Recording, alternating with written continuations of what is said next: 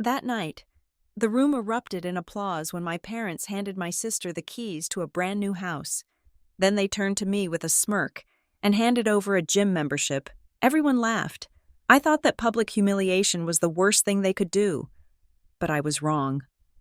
3 weeks later, an envelope arrived proving they had used my identity to destroy my financial future. That house was just the beginning of their dirty little scheme. My name is Kendra Holloway. For 32 years, I have been the invisible scaffolding that held the Holloway family together. I was the one who remembered birthdays, the one who filed the tax returns when my father, Robert, got overwhelmed, and the one who silently fixed the messes my sister left in her wake. I lived in a quiet, tidy apartment in Redwood Harbor, paid my own bills, and never asked for a dime. In the eyes of my parents, Diane and Robert, my independence did not make me successful. It made me unnecessary. I was the reliable one, the one who did not need checking on, the one who was just there, like a sturdy piece of furniture you only notice when you stub your toe on it. My sister, Marissa, was different.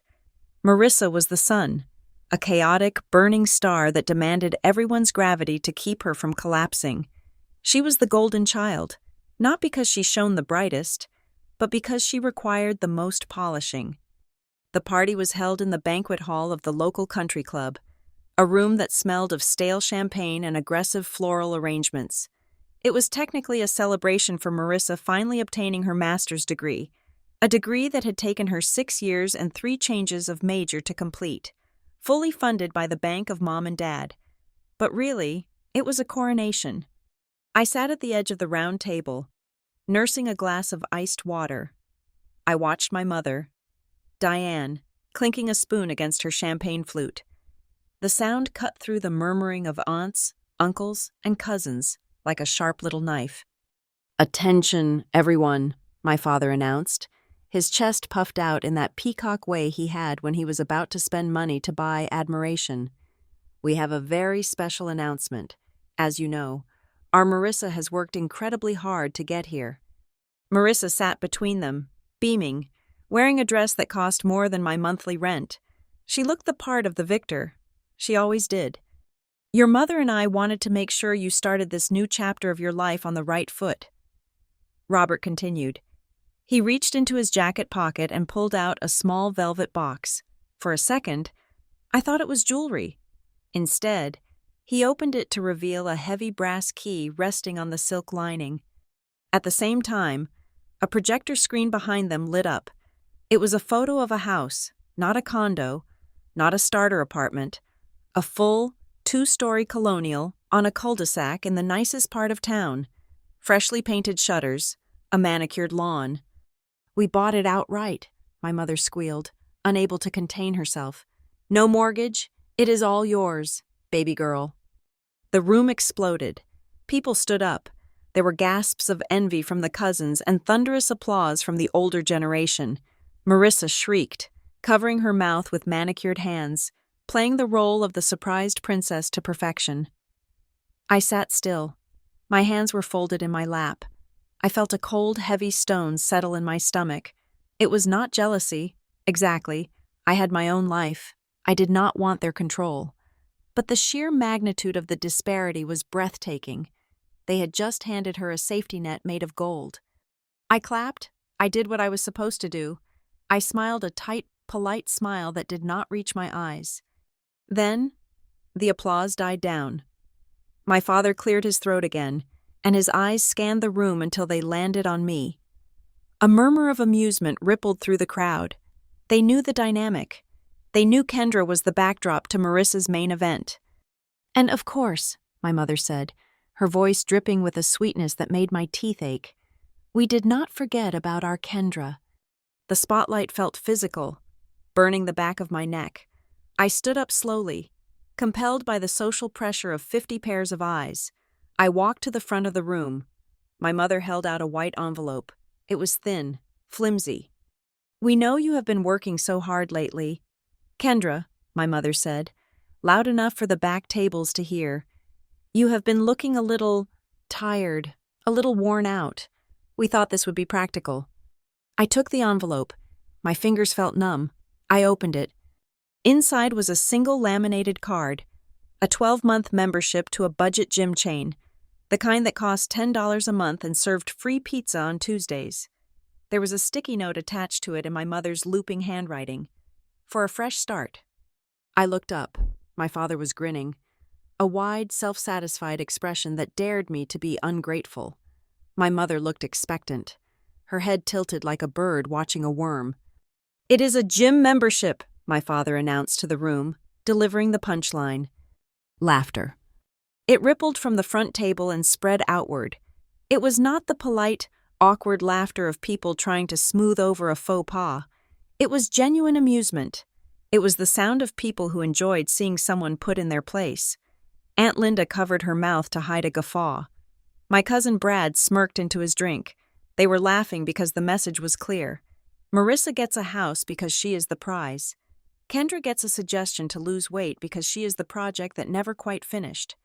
I stood there, holding the plastic card that represented a grand total of $120. I looked at the house on the screen behind them, worth at least $400,000. The math was not the insult. The insult was the intent. Marissa leaned in to hug me. It was a performance hug, meant for the cameras flashing in the crowd.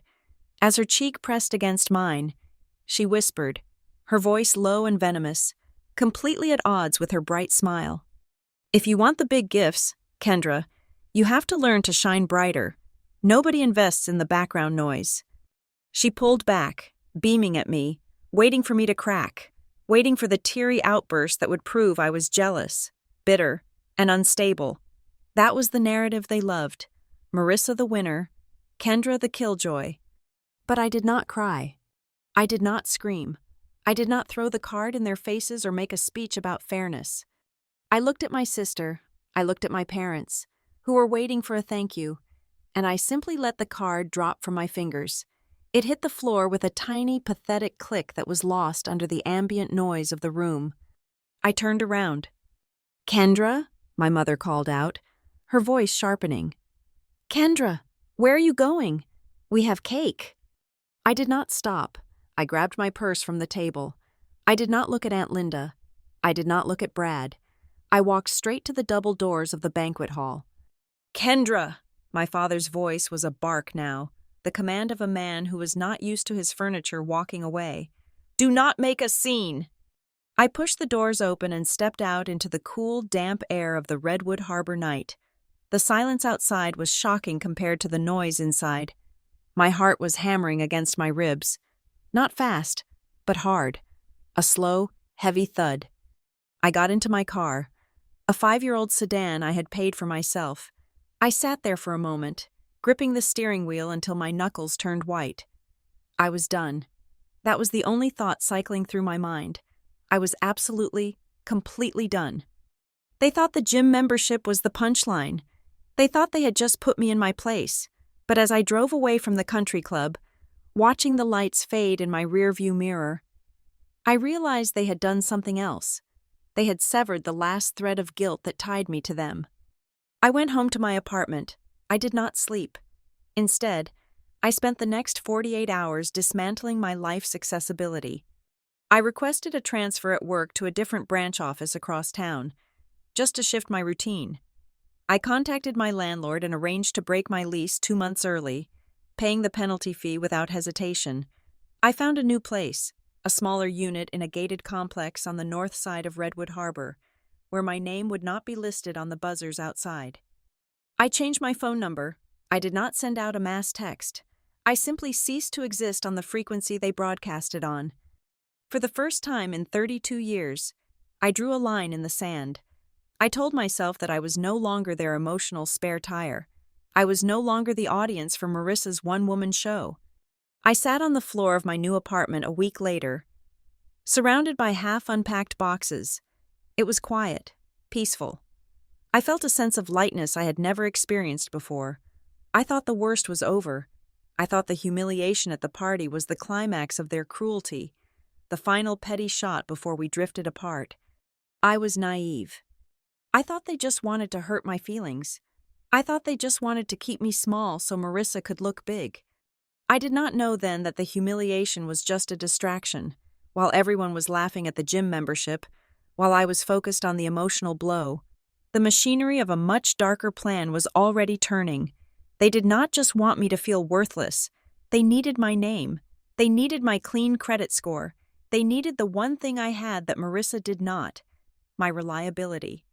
I looked at the blank wall of my new living room, sipping a cup of coffee, thinking I had escaped. But in reality, the envelope that would change everything was already in the mail.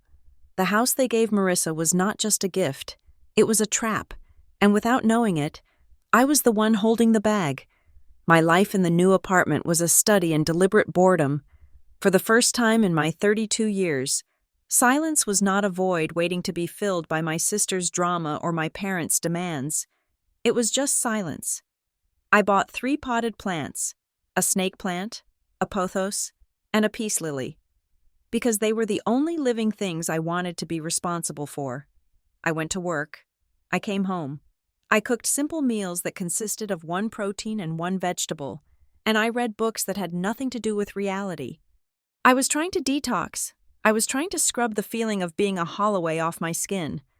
But in the age of social media, you can move across town, change your number, and still be haunted by ghosts. I had blocked Marissa and my parents on everything, but I could not block the entire extended family. My feed was inundated with reposts from aunts and cousins, all celebrating Marissa's new kingdom. There she was, posing on the front porch of the colonial house, holding a bottle of champagne that probably cost more than my weekly grocery budget. There she was, standing in a kitchen that had been completely gutted and remodeled in less than 3 weeks, showing off marble countertops and stainless steel appliances. The captions were nauseating. New beginnings, blessed, hard work pays off. I zoomed in on one of the photos, in the background, behind Marissa's perfectly highlighted hair. I saw a contractor's invoice sitting on the new island counter. It was blurry, but I knew my sister. Marissa did not do renovations herself. She hired people, pointed at things, and expected the bill to magically disappear. I wondered, briefly, who was paying for the marble. The house was bought outright by my parents. Yes, but Robert and Diane were not billionaires. They were upper middle class with a retirement fund they were rapidly depleting to keep Marissa afloat. I put my phone down. It was not my problem. That was my new mantra. Not my problem. My parents, however, did not accept my resignation from the family dynamic. Since I had changed my number, they had resorted to calling my work line before I had a chance to update HR with stricter privacy controls. When that failed, they left voicemails on my old landline, which I had not yet disconnected, a number I checked only once a week out of morbid curiosity. The messages were a masterclass in gaslighting. "Kendra, this is your father," the first one said. His voice was not angry, it was disappointed, which was his favorite weapon. "We have not heard from you in 10 days. This silent treatment is childish. We made a joke at the party. You need to learn to take a joke. Call us back when you are ready to be an adult." The next one was from my mother. 3 days later. "Marissa is asking about you. She is worried. She wanted to invite you over to see the new curtains. But you are making this so difficult. Do not be jealous. Honey, it is an ugly look on you. We love you, but you are being dramatic." I deleted them. I did not feel the usual pang of guilt. I felt nothing but a cold, hard resolve. They were rewriting history, turning my quiet exit into a tantrum so they could remain the reasonable ones. A month passed. The calendar flipped to June. The weather in Redwood Harbor turned humid and sticky. I started to believe that maybe, just maybe, I had actually done it. I had escaped the orbit. But my intuition was a sharp, nagging thing. It woke me up at night. It told me that the Holloway family was like a hydra. You cut off one head, and 2 more grow back, usually with sharper teeth. They never let go of a resource until it was completely dry, and I was their favorite resource. The silence broke on a Tuesday night. It was 11:30. I was already in bed, reading a novel. When my new cell phone buzzed, I froze. Only 3 people had this number: my landlord, my boss, and the utility company. I looked at the screen. It was an unknown number. I let it go to voicemail. It rang again immediately, then a third time. Panic, irrational and sharp, spiked in my chest. If it was an emergency, a car accident, a hospital visit, I had to answer. That was the programming deep inside me. I answered on the fourth ring. Hello? Kendra? Oh my God. You actually picked up. It was Marissa, but it was not the Marissa of the graduation party, the smug queen holding court. This Marissa sounded breathless, her voice tight and high, bordering on hyperventilation. How did you get this number? I asked, sitting up. I looked through Mom's address book. She got it from your Aunt Linda. Who got it from your work? It does not matter. She rushed on, steamrolling over my privacy violations as usual. Kendra, I need you to listen to me. I am in a situation. I swung my legs out of bed and put my feet on the cold floor. I am hanging up. No, do not, she screamed it, loud enough that I had to pull the phone away from my ear.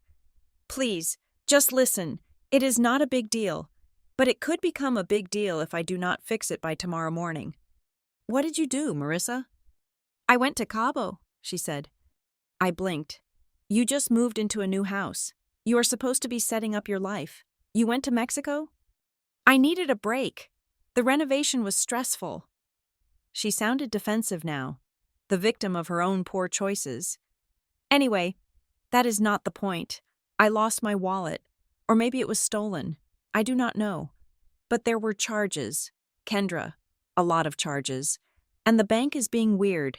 And I have this vendor for the kitchen remodel who needs cash by 8 in the morning or he's going to rip out the cabinets.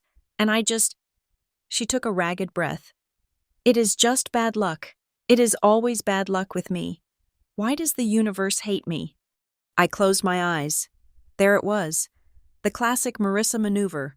She creates a disaster, and suddenly she is the victim of the universe. Ask Mom and Dad, I said flatly. I cannot, she whispered. Dad is stressed about his blood pressure. Mom is, well, you know how she gets about appearances. If I tell them I am short on cash 3 weeks after getting the house, they will freak out. I just need a bridge. Kendra, just for a few days. $5,000. I will pay you back when the insurance check for the stolen wallet clears. $5,000. She asked for it like it was $5 for a sandwich. I do not have $5,000 for you, Marissa, I said. And even if I did, the answer is no. You have savings, she accused, her tone sharpening instantly. You always have savings. You live like a nun. What are you spending it on? Plants? Goodbye, Marissa. If you hang up, you are ruining my life, she shrieked. I pressed the red button. The room went silent again, but the peace was gone. My heart was racing. I blocked the number, but I knew it was useless. The seal was broken. I barely slept. I lay there staring at the ceiling, waiting for the other shoe to drop. Marissa never acted alone. If she was desperate enough to call the sister she despised, it meant the hole she had dug was deep. The next morning, at 7:30, I was making coffee when the phone rang again. This time, the caller ID showed a local number I did not recognize, but I knew who it was before I answered. Kendra? It was my mother. Her voice was unrecognizable. Gone was the condescension from the voicemail. Gone was the sharpness from the party. She sounded soft, fragile, almost sweet. It was a tone she reserved for when she wanted to manipulate a salesperson or a neighbor. How did you get this number, Diane? I asked, skipping the greeting. Oh, honey, don't be like that, she cooed. We have been so worried. We just wanted to make sure you were safe. We miss you. I poured my coffee, watching the steam rise. What do you want? We know Marissa called you last night, she said. The pivot was instantaneous. She is a wreck, Kendra. Poor thing. She has been under so much pressure with the house. It is a big responsibility. She is 34 years old, I said. It is a house, not a country. She made a mistake. My father's voice chimed in. He was on speakerphone. A small financial stumble. It happens to the best of us. But we are a family, Kendra, and families help each other when they are down. She went to Cabo and blew her money, I said. That is not a stumble. That is a vacation. It was a networking trip, my mother insisted. She was meeting people for her career. Marissa did not have a career. She had a series of hobbies that my parents funded. Listen, my father said, his voice dropping to that serious, business-like register he used when he was trying to close a deal. We are not asking you to give her cash. We know you are sensitive about your money. Sensitive, as if wanting to keep what I earned was a neurosis. We just need you to come by the house tonight, he continued. There are some papers we need to look over. Family assets, future planning. Since you are the organized one, we thought you could help us make sense of some trust fund details. It would really help your sister out, indirectly. No money out of your pocket, just your expertise. I gripped the edge of the granite counter in my rental kitchen. The shift was subtle, but I felt it. Last night, it was a frantic plea for cash. This morning, it was a calm request for administrative help. They had regrouped. They had realized that bullying me into opening my wallet wouldn't work. So they were trying to flatter me into opening something else. I am busy, I said. Kendra, my mother said, and her voice cracked perfectly. Please, for us, we are getting older. This paperwork is confusing. If we do not get it right, we could lose a lot of value. You have always been the smart one with these things. Just dinner, just to look at the papers, for the family. For the family. The phrase that had been used to shackle me for decades. But as I stood there, a cold realization washed over me. They were not asking for help with a budget. My father was a man who prided himself on financial control. He did not need his daughter to explain a trust fund. They needed a signature. They needed a witness. Or they needed a scapegoat. I am not signing anything, I said. Of course not, my father laughed, a booming, jovial sound that felt completely hollow. Just advice. Kendra, just your eyes. Come over. 7 o'clock. Mom will make that pot roast you like. I did not like pot roast. I had been a vegetarian for 3 years. They never remembered. I will think about it, I lied. I hung up. I stood in my kitchen, the morning sun streaming across the floor, and I felt a chill that had nothing to do with the temperature. They were hiding something. Marissa's bad luck in Cabo, the kitchen contractor threatening to rip out cabinets, and now my parents suddenly needing my eyes on family assets. The dots were connecting in a way that formed a very ugly picture. It wasn't just that Marissa was broke again, it was that they had run out of their own liquidity to fix her, and when the Holloway parents ran out of money, they looked for fresh blood. I looked at the peace lily in the corner. It was thriving. I wanted to stay here, in my safe, quiet box. But I knew that if I ignored this, whatever they were planning would happen anyway, and I would be blind to it. They were preparing a stage. They wanted to lure me back in with pot roast and flattery so they could spring a trap. I decided right then that I would not go to dinner, but I also knew that my refusal would not stop them. The conflict had shifted. It was no longer about hurt feelings or gym memberships. It was about money, documents, and liability. And in the game of legal chicken, my family played dirty. I grabbed my purse and headed to work, but before I left, I checked my credit monitoring app. Everything looked green. Everything looked safe. I had no idea that the danger was not coming from a computer screen, but from the fact that I had spent 32 years trusting the people who gave me my name. The peace was over. The siege had begun. I had been living in the new apartment for exactly 22 days when the sanctuary was breached. It was a Tuesday evening. I had just finished washing the dishes for my solitary dinner, grilled salmon and asparagus, and was wiping down the counters with the methodical, rhythmic motion that usually calmed me down. The complex was gated. The buzzer system was connected to my cell phone. No one could get to my front door without me buzzing them in first. And yet, there was a knock. It was not a polite, tentative rap. It was a confident, rhythmic pounding. Shave and a haircut, 2 bits. My stomach dropped. I knew that knock. I had heard that knock on my bedroom door 1,000 times growing up, usually followed by the door swinging open before I could answer. I walked to the door, my socks sliding silently on the hardwood floor. I looked through the peephole, praying it was a mistake, praying it was a neighbor. But the fisheye lens distorted the face of the one person I had moved across the city to avoid. Marissa. She was standing there, checking her reflection in the screen of her phone, looking bored rather than desperate. She was wearing a beige trench coat that I knew cost $600 because I had been with her when she bullied my father into buying it. Beside her stood a rolling suitcase, the wheels resting on my welcome mat. I did not open the door. I leaned my forehead against the cool wood and closed my eyes. How?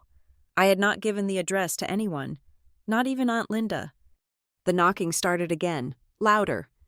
Kendra, I can hear you breathing in there. Open up. My heels are killing me. I unlocked the deadbolt and opened the door 3 inches. I did not take the chain off. How did you find me? I asked. Marissa did not flinch. She just smiled. That bright, dazzling smile that usually made people want to do things for her. Dad hired a private investigator to run a background check on a tenant for one of his rental properties. He just had the guy run you too. It took like 5 minutes. Open the door. It is freezing out here.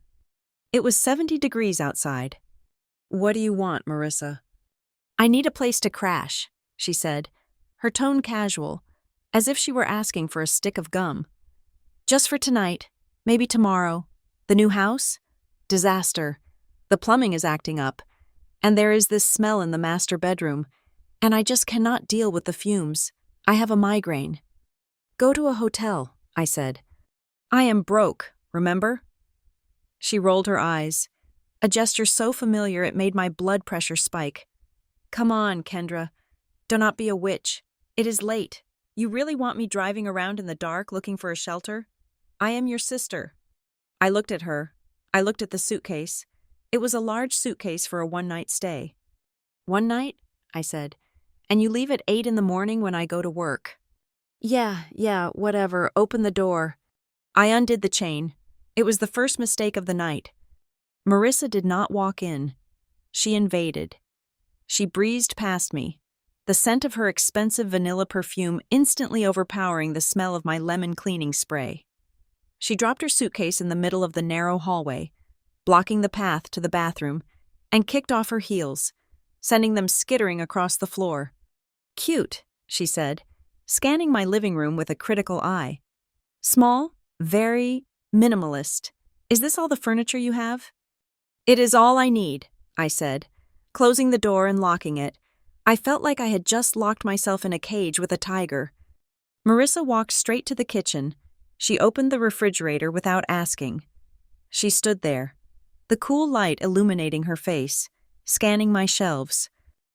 Do you have any wine? No. Ugh, you live like a nun. She reached in and grabbed a glass container of overnight oats I had prepped for my breakfast the next morning.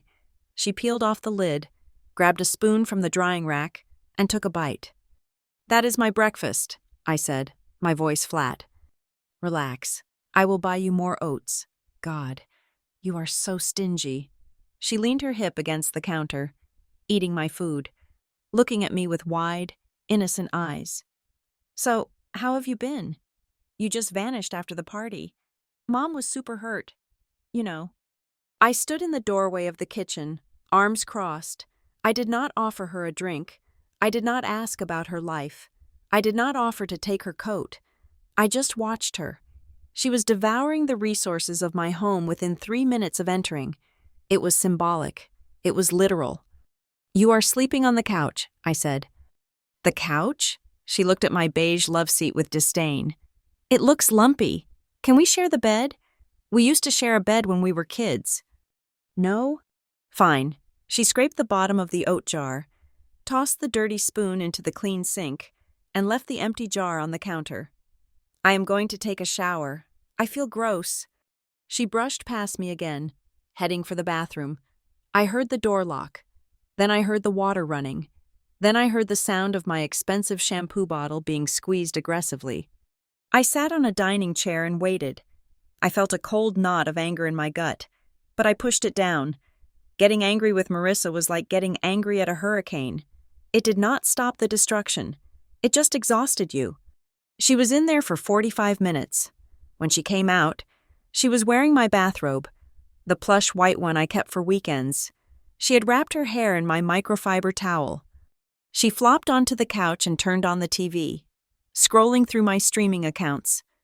"You do not have the premium cable package?" she asked, frowning at the screen. "Marissa," I said, "why are you really here?" She did not look away from the TV. "I told you, the plumbing in a brand new $400,000 house does not break in 3 weeks unless you broke it. I tried to flush some wipes, okay?" she snapped, turning to look at me, her face flushed with sudden irritation. "It is not a big deal. The plumber is coming tomorrow. Why do you always have to interrogate me? You act like you are the police." "I act like someone who wants you out of my apartment." She stared at me. Her lower lip wobbled. It was a practiced move. "You hate me. You have always hated me because Mom and Dad like me better. It is not my fault. Kendra, I try to include you. I try to be a sister, and you just treat me like a parasite. You are eating my food, wearing my clothes, and occupying my space after I explicitly cut contact," I said. "If the shoe fits—" Marissa stood up. The robe fell open slightly. She tightened the belt aggressively. "Fine. If I am such a burden, I will leave. I will go sleep in my car. Is that what you want? You want your sister sleeping in a parking lot in the middle of the city? You have a house, Marissa." "I told you I cannot stay there tonight," she screamed. The silence that followed was heavy. Then my phone buzzed on the table. "Mother." I did not pick up. It stopped ringing. Then it pinged with a voicemail. Marissa smirked. She sat back down. She knew. She had texted them while she was in the bathroom. I picked up the phone and listened to the voicemail on speaker, so Marissa could hear it too. "Kendra." My mother's voice was thick with tears. "Marissa just texted me. She said you are throwing her out? In the middle of the night?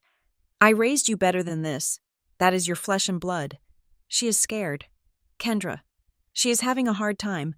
How can you be so cold? It breaks my heart. It really does. Fix this." Marissa examined her fingernails, looking bored. Then a text message arrived from my father. "We spent 18 years putting a roof over your head. We paid for your braces. We paid for your college application fees. You owe this family some loyalty. Let your sister stay, or do not bother coming to Thanksgiving this year." I looked at Marissa.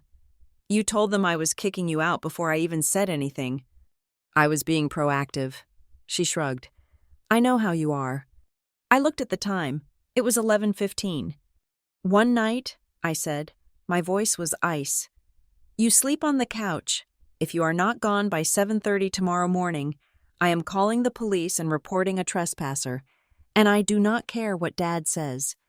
Marissa smiled. She lay down on the couch, pulling my favorite throw blanket over her legs.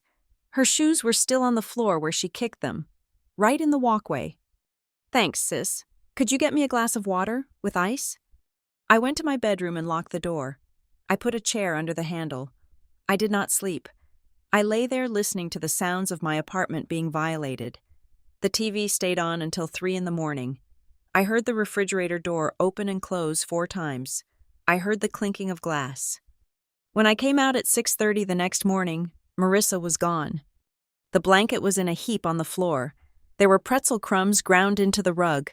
My bathroom looked like a bomb had gone off. Towels on the floor, makeup smears on the sink, the cap left off my toothpaste.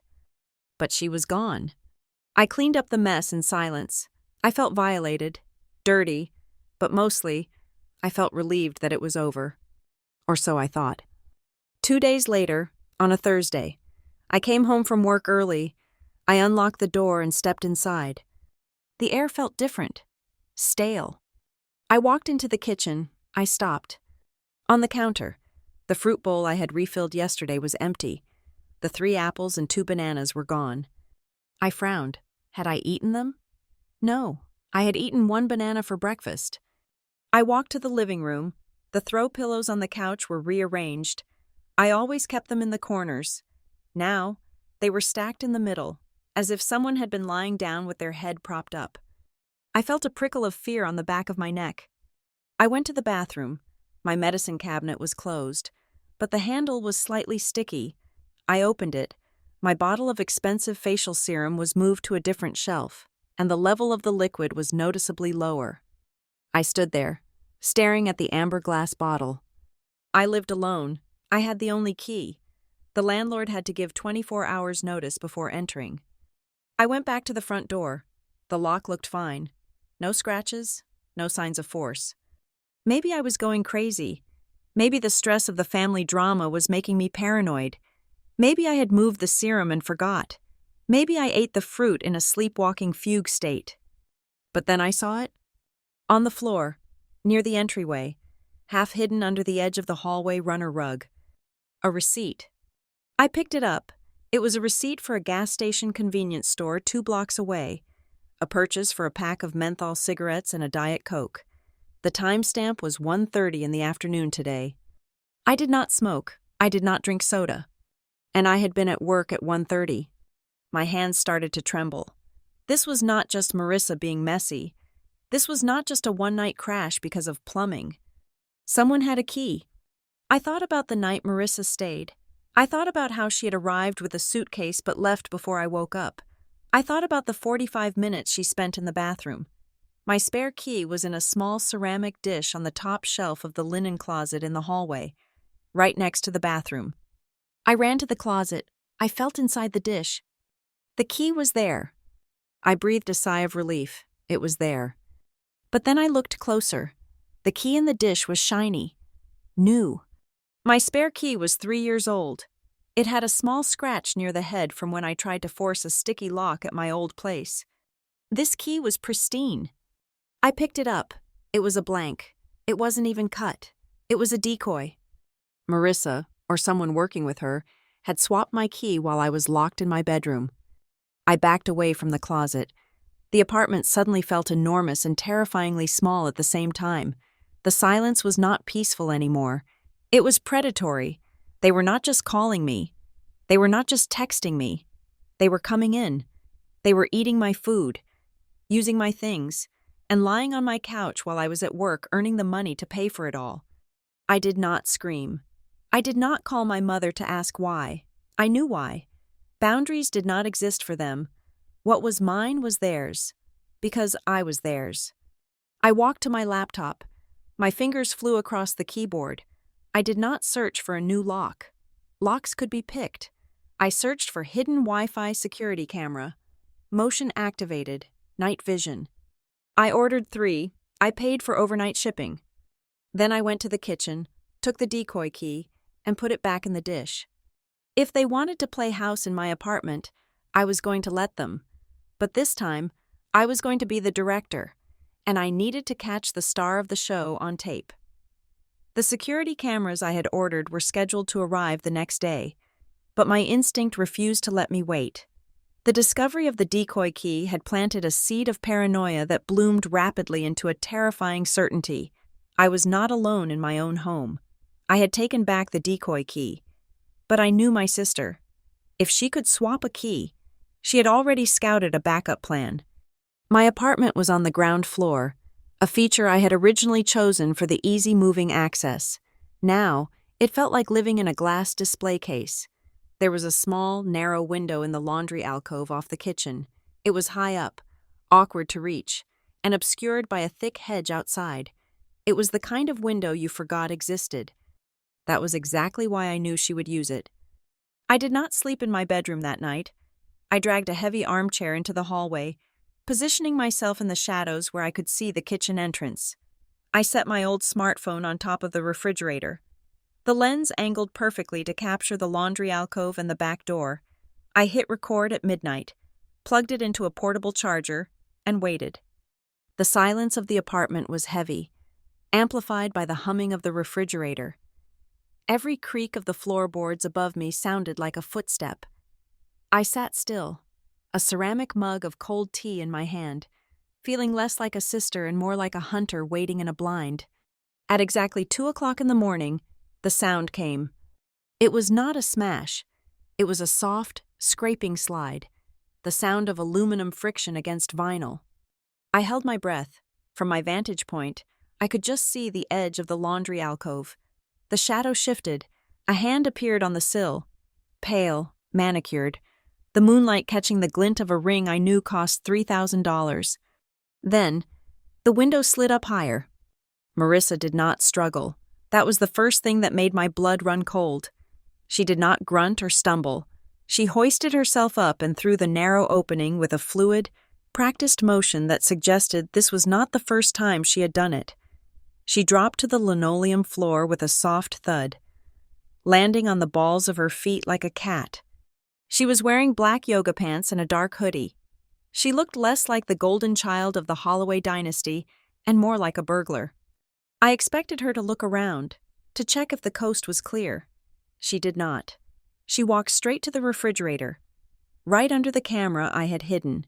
She opened the door, the light flooding the dark kitchen, illuminating her face. She looked exhausted. Her eyes were puffy, her skin sallow. She took out a carton of almond milk and drank directly from the spout. Then she grabbed a block of cheddar cheese and bit into it like it was an apple. It was feral. It was disgusting. But what she did next was the image that would haunt me. She did not go to the guest room. She did not go to the couch. She walked to the small rug in front of the sink, pulled a throw blanket she must have stashed in the laundry cabinet earlier, and curled up on the floor. She pulled the blanket over her head, tucking her knees to her chest. My sister, the girl who had just been gifted a $400,000 home, was sleeping on my kitchen floor like a stray dog seeking warmth in a garage. I waited until her breathing evened out. Then I stood up. I walked into the kitchen and flipped the light switch. Marissa shrieked. It was a raw, terrified sound. She scrambled backward, tangling herself in the blanket, knocking over a bottle of dish soap. "Kendra," she gasped, clutching her chest. "My God, you nearly gave me a heart attack." I stood over her, my arms crossed. I felt absolutely nothing. No pity, no sisterly concern, just a cold, hard revulsion. "Get up," I said. She blinked, her eyes darting around the room, her brain already recalibrating, shifting from terror to manipulation. She pulled the blanket tighter around her shoulders, trying to look small and pathetic. I knocked," she stammered. "You did not answer. I was worried about you. I thought something happened, so I climbed in to check." "You drank my milk and went to sleep on the rug," I said. "Is that how you check on people?" "I was tired," she cried, her voice rising to that whine she used to get Dad to sign checks. "I waited outside for an hour. I was exhausted. I just wanted to rest for a minute before I woke you up." "You are lying," I said. "You have been doing this for days. You swapped my key." "I did not." She stood up now, indignation flooding her face. "You are crazy. You are paranoid. Why would I break into your dump of an apartment when I have a mansion?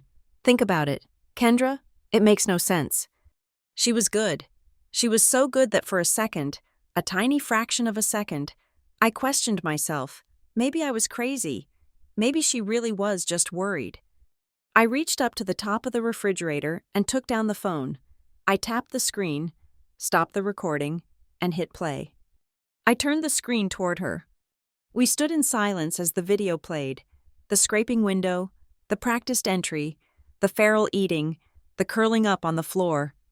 Marissa watched herself, and her face crumbled. The arrogance dissolved, leaving behind something ugly and raw. "I cannot stay there," she whispered. "The new house?" "It is too big," she sobbed. "It is too quiet. And the lights. I think someone is watching me. I hate it. I hate it so much. And Mom and Dad call me 5 times a day asking if I'm happy, asking if I love it, and I have to say yes. But I feel like I am in a prison." "So you decided to break into my home and live in my kitchen?" "I just needed to be somewhere. Normal," she pleaded. Reaching out to grab my arm, I stepped back. "You are so boring. Kendra, your life is so small and safe. I just wanted to feel safe for a few hours. You do not even notice I'm here half the time. What is the big deal?" I am your sister. I am not a stranger. You are a stranger, I said. A stranger who steals my keys and climbs through my windows. Please, she begged, tears streaming down her face now, ruining her makeup. Do not tell Mom and Dad. If they know I am not sleeping at the house, they will think I am ungrateful. They will take it back. They will cut me off. I just need a place to crash until I get used to it. I will pay you. I will buy you groceries. You have no money, Marissa. You told me that on the phone. She froze. The lie caught in her throat. I meant later, when I get on my feet. I looked at her. I saw the fear in her eyes. But it was not fear for her safety. It was fear of losing her status. She was willing to violate my sanctuary, to terrify me, to turn me into a host for her parasitic anxiety, just so she could keep playing the role of the perfect daughter for our parents. You have 1 hour, I said. What? You have 1 hour to pack whatever trash you left in my house and get out. If you are not gone by 3:30, I am calling the police, and I will show them this video. You wouldn't, she hissed. The sadness vanished, replaced by venom. I am your sister. You would get your own sister arrested? Watch me. Mom will never forgive you. Mom is not here, I said, and neither is her checkbook. Marissa stared at me for a long moment. She realized, perhaps for the first time in her life, that her charm had no currency here. She was not looking at the sister who used to cover for her when she snuck out in high school. She was looking at a stranger who viewed her as a threat. She moved fast. She went to the laundry cabinet and pulled out a bag of clothes I did not know she had stashed there. She grabbed her toiletries from under my bathroom sink. She shoved them into a trash bag. At 3:20, she stood at the front door. She turned to look at me, her eyes swollen, her expression twisted into a sneer. You think you are so superior, she spat, but you are just lonely. At least they care where I am. They do not care if you are alive or dead unless they need someone to blame. Give me the key, Marissa, the real one. She reached into her bra and pulled out the key she had stolen. She threw it on the floor at my feet. Keep your stupid apartment, she said. It smells like poverty anyway. She slammed the door behind her. I locked the deadbolt. I put the chain on. Then I went to the kitchen and wedged a chair under the handle of the laundry window. I sat on the floor, my back against the cabinets, shaking. I had won. She was gone. But as the adrenaline faded, a darker realization settled in. Marissa's words about our parents echoed in my head. They will take it back. They will cut me off. Marissa was desperate. She was living in a house she hated, spending money she did not have, and lying to the people who controlled her entire existence. By kicking her out, I had removed her safety valve. I had forced her back into the corner she was trying to escape. And a cornered animal does not just bite, it recruits the pack. Marissa was right about one thing. Our parents did not care about me, but they cared about their investment in her. And if Marissa was failing, if Marissa was drowning in debt and fear, they would not let her sink. They would look for a raft. I looked at the phone in my hand. I had the video. I had the proof of her instability. But I knew, with a sickening clarity, that this was no longer about family dynamics. Marissa had crossed a physical line. Now that I had closed that door, the family would pivot. They couldn't get to me through my window anymore. They couldn't manipulate me with guilt. So they would come for the only thing I had left that they needed. My identity. The peaceful phase of my detachment was officially over. I stood up and walked to my desk, where I kept my important documents. I needed to find my birth certificate, my social security card, my passport. I needed to make sure everything was exactly where I left it. Because if Marissa was willing to climb through a window at 2 a.m. to steal cheese, I could only imagine what my parents were willing to do to save their reputation. The silence that followed Marissa's departure lasted exactly 45 minutes. I spent that time scrubbing my kitchen floor.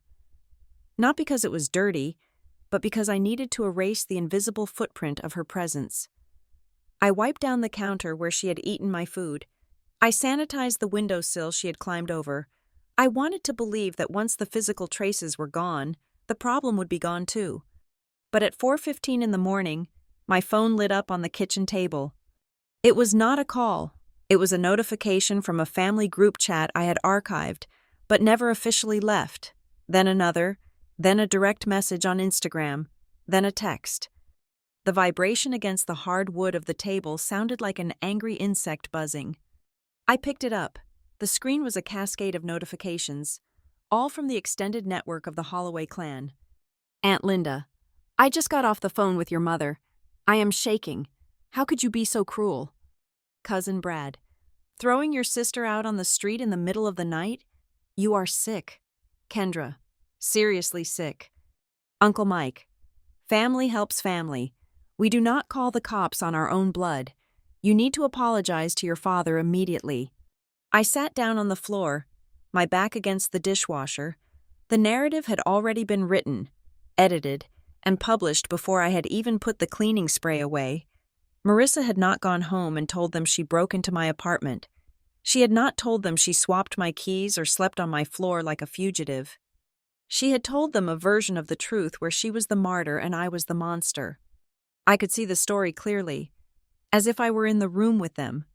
Marissa probably arrived at my parents' house in tears, claiming she came to me for comfort because she was feeling overwhelmed, and I had laughed in her face and shoved her out the door. She would have omitted the window. She would have omitted the theft.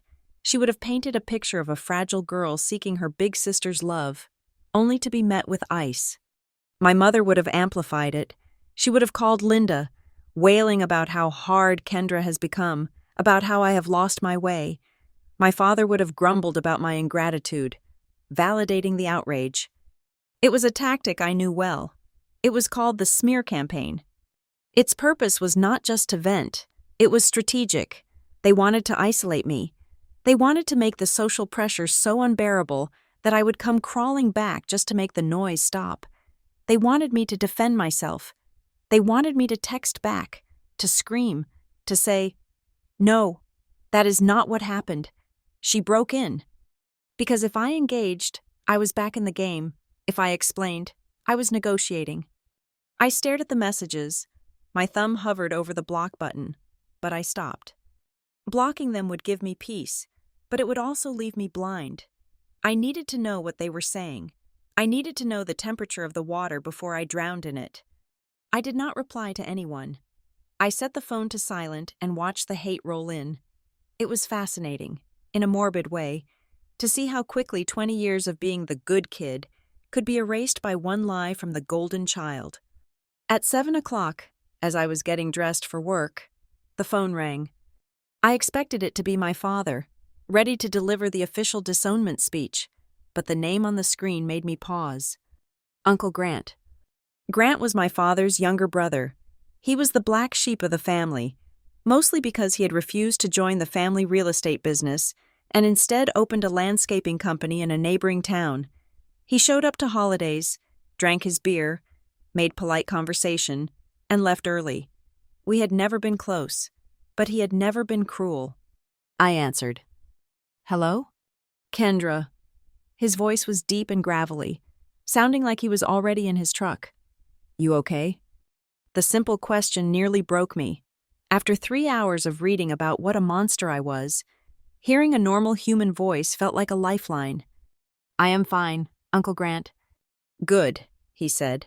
"Listen, I am going to make this quick because I have a crew waiting. Your dad called me this morning. He is on a warpath. He is telling everyone you had a mental breakdown and attacked Marissa." "Attacked her?" I let out a dry, incredulous laugh. "Is that the new version?" "Yeah. Said you were screaming, throwing things. Said Marissa had to run for her life. He's trying to rally the troops. Wants everyone to cut you off until you agree to some sort of family therapy intervention." "She broke into my apartment. Grant," I said, my voice steady. "She climbed through a window at 2 a.m. I have it on video." There was a pause on the other end of the line, the sound of a turn signal clicking. "I figured it was something like that," Grant said. "Marissa is a mess, and your dad is an enabler. It is a bad combination. Look, I am not calling to tell you what to do. You are a grown woman. But you need to know that they are not just venting this time. Robert is scared. Scared of what? Money, Grant said bluntly. He leveraged a lot to get that house for Marissa. If she is unstable, if she is not living there, or if she crashes and burns, his investment goes down the toilet. He needs you to be the safety net. Kendra, he needs you to be the bad guy or the savior. He does not care which, as long as you are involved. I am not involved. I am done. Then you need to be smart, Grant said. His tone shifted, becoming more urgent. Do not argue with them. Do not try to clear your name with Aunt Linda or Cousin Brad. They thrive on the drama. They want a show. Do not give them tickets. So I just let them lie about me? Let them talk, Grant said. You focus on protecting yourself. Keep that video. Save every text. If they leave a voicemail, back it up. I have seen Robert when he gets cornered. He gets litigious.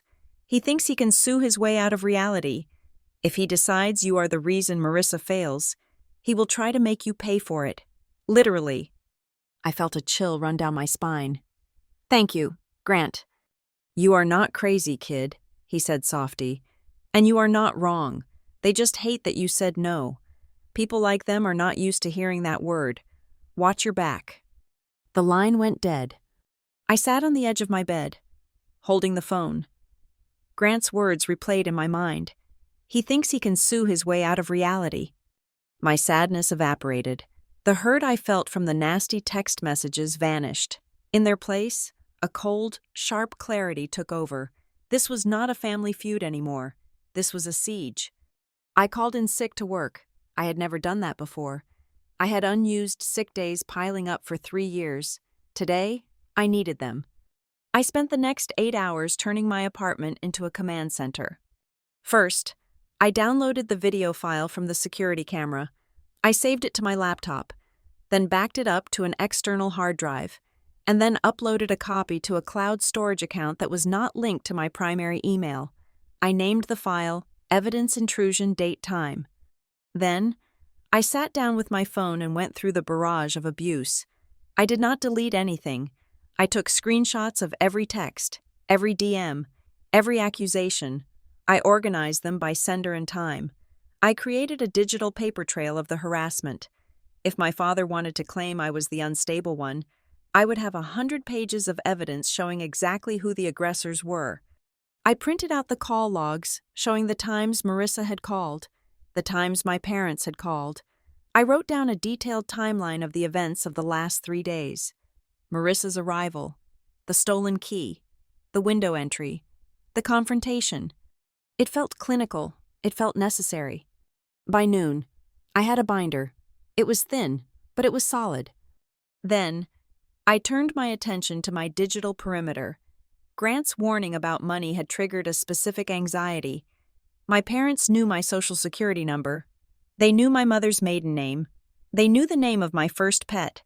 They knew every security question answer I had ever set up because they were the ones who helped me set up my first bank account when I was 16. I opened my banking app. I changed my password from a variation of my childhood address to a random string of 20 characters. I changed my security questions. What is your favorite vacation spot? I answered, Titanium. What is your mother's middle name? I answered, Avalanche. I went through my email, my retirement account, my credit card portals. I locked everything down. I set up 2-factor authentication on every single login, ensuring that the code would come to my new phone number, the one they did not have access to. I felt like a soldier fortifying a bunker. At 3 o'clock in the afternoon, I sat back in my chair, my eyes burning from staring at screens. I felt safer, but I also felt a profound sense of loss. A normal daughter does not have to build a legal defense case against her parents. A normal sister does not have to video record her kitchen to prevent siblings from stealing food. A normal family does not require 2-factor authentication to prevent sabotage. I looked at the binder on my desk. It was my shield. But even with all that preparation, I missed one thing. I was looking for an attack on my current assets. I was looking for them to try to drain my checking account or max out my credit card. I did not think to look for what they had already done. I did not think to look for the ghosts in the machine. At 5 o'clock, the mail carrier dropped a stack of envelopes through the slot in my door. I walked over to pick them up, expecting the usual junk mail and perhaps a utility bill. There were 3 flyers for pizza places, a coupon book, a bill for the internet, and a thick white envelope from a collection agency based in Nevada. It was addressed to Kendra Holloway, but the middle initial was wrong. It said Kendra M. Holloway. My middle name was Elizabeth. I stared at the envelope. My heart started to hammer against my ribs again, harder this time. I ripped it open. It was a notice of default, a final warning before legal action. Dear Ms. Holloway, regarding your outstanding balance of $12,400.50 for the account ending in 4490. I did not have an account ending in 4490. I scanned the document. The debt was for a credit line opened 14 months ago. It was for a company called Lux Interiors. I felt the blood drain from my face. 14 months ago, that was right around the time Marissa had redecorated her apartment, the one she lived in before the house. She had bragged about the custom drapes. She had bragged about the imported rug. She had told everyone she paid for it with her bonus. I dropped the letter on the table. This was not a mistake. The wrong middle initial was a clumsy attempt to differentiate the file, or maybe just a typo, but the social security number listed in the truncation box. The last 4 digits were mine. Grant was right. They did not just want me back because they missed me. They needed me back because if I stayed gone, if I stayed silent, the house of cards they had built on my credit score was going to collapse. I looked at the binder I had spent all day making. It was not enough. I needed more than a shield. I needed a sword. I picked up the phone and dialed the number for the collection agency. My hand was shaking, not with fear, but with a cold, simmering rage. I was done being the victim. I was done being the daughter. Today, I was just a woman with a very big problem, and I was about to become their worst nightmare. Northbridge Compliance Solutions, a voice answered on the other end. This is a recorded line. My name is Kendra Holloway, I said, and my voice sounded strange to my own ears. Hard, metallic, unrecognizable. I am calling regarding a fraud alert. Someone has used my identity to open an account, and I know exactly who they are. I sat at my kitchen table, the surface cold and hard under my elbows. The adrenaline from my initial discovery of the collection letter had curdled into a heavy, sickening dread. I had thought the Lux Interiors debt was the extent of it. I had thought $12,000 was the ceiling of their betrayal. I was wrong. 2 days after I disputed the furniture debt, the 3rd envelope arrived. It was not from a collection agency this time. It was a thick, pristine white packet from a major lending institution, the kind that sends pre-approved offers to people with excellent credit scores. But this was not an offer. It was a quarterly statement for a personal consolidation loan. My hands trembled as I sliced the paper open. I pulled out the summary sheet. Principal balance, $25,450. I stared at the number. It did not look real. It looked like a typo, a glitch in the matrix. I had never taken out a personal loan in my life. I drove a used car. I paid my credit card off in full every single month. I had built my credit score of 780 like a fortress, brick by brick, over 10 years of discipline. And here was a wrecking ball, swinging right through the front gate. I looked at the transaction history. The loan had been originated 18 months ago. The monthly payments of $420 had been made automatically from a checking account I did not recognize for the first year, keeping the account in good standing. But 3 months ago, right around the time my parents bought the house for Marissa, the payments had stopped. The logic was brutal and transparent. They had been paying the minimums on the debt they took out in my name to keep it hidden from me. But once they poured all their liquidity into buying the colonial house for Marissa, they had to cut costs, and the first cost they cut was the hush money on my stolen identity. I grabbed my notebook. I grabbed a pen. I did not cry. I was past the point of tears. I was in the cold, clinical phase of autopsy. I dialed the customer service number listed on the header of the statement. I waited on hold for 45 minutes. The hold music was a cheerful, looping jazz melody that made me want to throw the phone through the wall. Finally, a human voice clicked on. "Thank you for calling Granite State Lending. My name is Jason, Agent ID 492. How can I help you today?" "I am looking at a statement for a loan I did not open," I said. My voice was steady, robotic. "I need to know the details of the origination." Jason went through the security protocol. He asked for my social security number. I gave it to him. He asked for my address. "I have my current address as 415 Pine Street, Apartment B, Redwood Harbor," I said. There was a pause on the line. The clicking of a keyboard stopped. "Ma'am, that is not the address we have on file for the primary borrower," Jason said, his tone shifting from polite to cautious. "Read me the address you have," I said. "For security purposes, I can only confirm." "Read me the address," I cut him off. "I am telling you this is identity theft. If you want me to file a police report that includes your refusal to cooperate, I can do that. Or you can tell me where the statements have been going for the last year and a half." Jason exhaled. He made a choice. "The address on file is 742 Maple Glen Drive." I closed my eyes. It was the house I grew up in. The house where I learned to ride a bike. The house where I ate dinner every Sunday. The house where my parents currently slept. "Thank you, Jason," I said. I wrote 742 Maple Glen Drive on my notepad and circled it so hard the pen tore through the paper. "And the email address associated with the account?" "It is listed as kendrahollowayofficial@gmail.com. I do not own that email address." "And the phone number ending in 3382. My mother's cell phone number." I felt a wave of nausea so strong I had to swallow bile. They had not even been clever about it. They had used their own home address and my mother's personal phone number, banking entirely on the fact that they could intercept the mail and that I would never check my credit report deep enough to find a loan that was in good standing. They were not criminal masterminds. They were just arrogant. They believed I was so passive, so checked out, so trusting, that they could wear my identity like a costume and I would never look in the mirror. "Jason," I said, "I need you to mark this account as fraudulent immediately.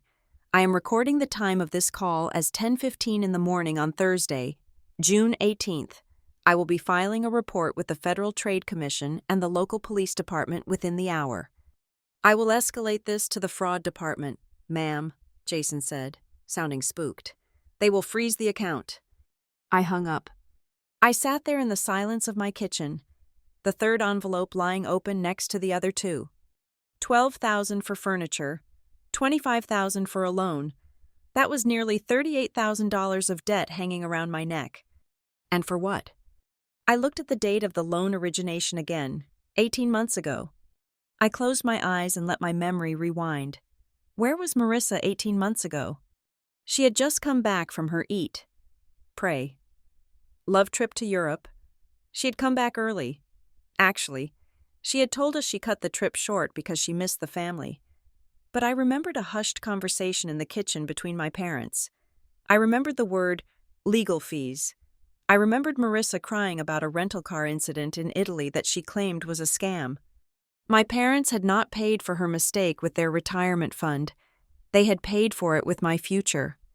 They had taken out a loan in my name to bail her out, probably convincing themselves it was a temporary measure. "We will pay it back before Kendra notices." They must have said, "It is for the family."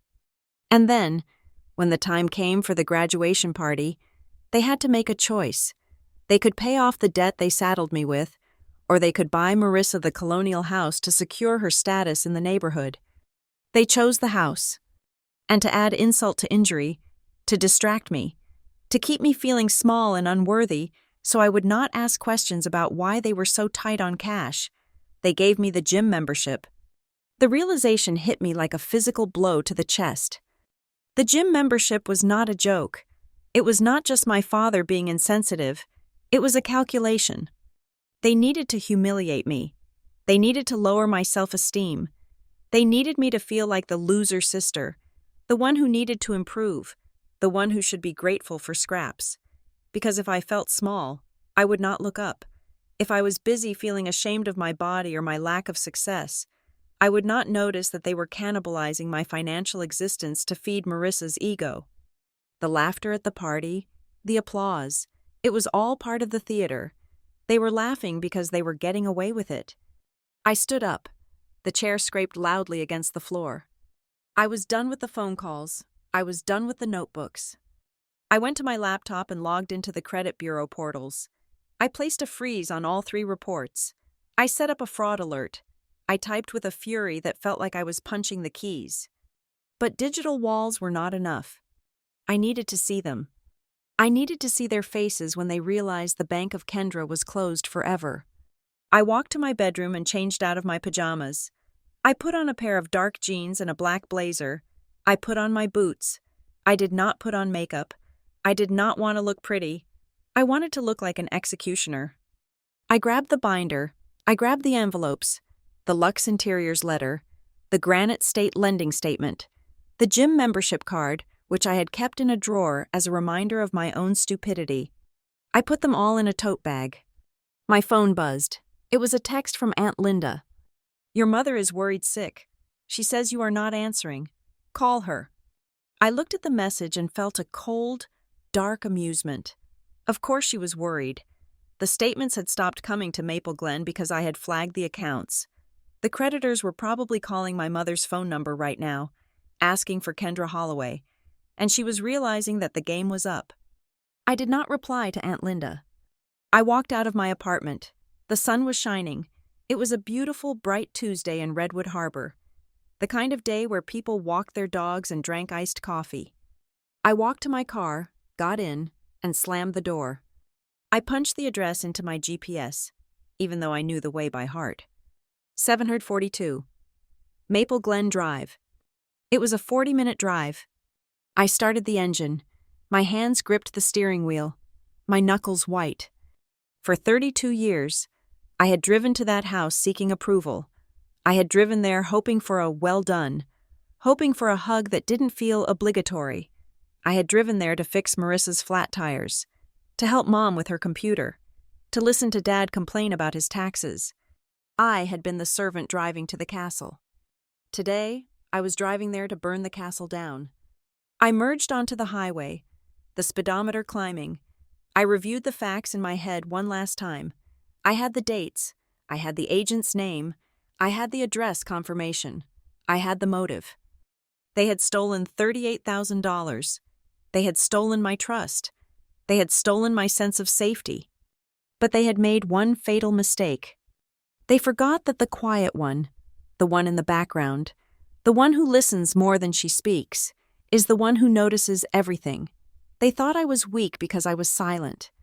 They were about to learn that silence is just the sound of a weapon loading. I took the exit for Maple Glen.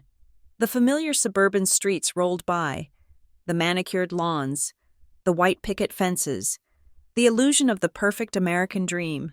It all looked like a lie to me now. Behind every curtain, I wondered who else was eating their young to keep up appearances. I pulled onto their street. I saw the house. It looked the same as always. The hydrangeas were blooming blue and purple in the front yard. My father's truck was in the driveway. Marissa's convertible was parked behind it. The whole coven was assembled. I parked my car on the street, not in the driveway. I did not want to be blocked in. I grabbed my bag. I stepped out of the car. The air smelled of cut grass and barbecue. I walked up the driveway. I did not rehearse what I was going to say. I did not need to. The truth was a sledgehammer, and I was just the one swinging it. I reached the front door. I did not use my key. I did not knock. I rang the doorbell, one long, continuous press, and waited for the performance to begin. My father opened the door. He was holding a glass of scotch, the ice cubes clinking against the crystal. He looked at me with a mixture of irritation and fatigue, the look a man gives a door-to-door salesman interrupting his dinner. "We were just sitting down to eat. Kendra," he said, not stepping aside. "Your mother said you were not answering your phone. We assumed you were sulking." I did not wait for an invitation. I pushed past him. The physical contact was jarring. I had never shoved my father before, but he was so surprised he stumbled back a step, splashing amber liquid onto his wrist. I walked straight into the living room. It was exactly as I remembered it. The plush beige carpet, the heavy oak furniture, the family portraits on the mantelpiece that featured Marissa in various stages of triumph. Prom queen, college graduation, smiling on a boat. There were very few pictures of me. My mother was sitting on the sofa, her legs tucked under her, a magazine open on her lap. Marissa was standing by the bay window, looking out at the street, picking at a loose thread on her sweater. They both looked up when I entered. The air in the room shifted instantly. It went from a lazy Tuesday evening to the pressurized silence of a bomb disposal unit.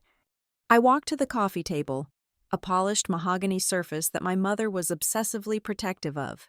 I did not care about her coasters today. I took the binder and the 3 envelopes from my bag and dropped them onto the wood. The sound was a sharp, flat slap. "Explain," I said. I did not yell. My voice was low, vibrating in my chest. My mother looked at the envelopes. She recognized the logo on the Granite State lending statement immediately. Her face went pale, draining of color so fast she looked like a wax statue. She looked at my father, who had followed me into the room, wiping his sticky wrist with a handkerchief. "Diane," my father said, his voice warning. "We were going to tell you," my mother said. Her voice was small, breathless. She refused to meet my eyes, focusing instead on the floral pattern of the rug. "We were just waiting for the right time. We did not want to worry you. Kendra, you have so much on your plate with work." "You were waiting for the right time to tell me you stole my identity?" I asked. "Or were you waiting for the statute of limitations to run out?" "Oh, stop it," my father snapped. He walked over to his recliner and sat down heavily, exhaling a long, loud sigh that smelled of alcohol. "You are being dramatic. Stole is a very ugly word. Kendra, we borrowed. There is a difference." "You opened a loan in my name 18 months ago," I said, pointing a shaking finger at the pile of papers.